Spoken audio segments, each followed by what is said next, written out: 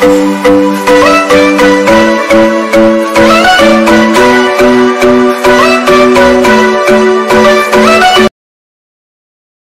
श्री कृष्ण, जय जलाराम। केम छो बधा बधा मजामां छो? मारा व्लॉग जोता बधा मजामां ज होय छे। आजना नवा व्लॉगमां आप सौनुं स्वागत छे। अत्यारे हूँ आवी गयो छुं दामोदर प्रभुजीनी हवेली वडनगर खाते अने अत्यारे पल्लाना खूब सरस दर्शननुं आयोजन करवामां आव्युं छे। चालो आपणे सौ साथे मळीने ठाकोरजीना दर्शन करीए अने ठाकोरजीने खेलवीए। बीजी एक खास बाबत ए जणाववानी के અહીં जे श्री बिराजे छे તેમનો આજે જન્મदिवस छे, ते निमित्ते सरस मजानो प्रसादीનું आयोजन કરવામાં આવ્યું છે। ચાલો, જય શ્રી કૃષ્ણ।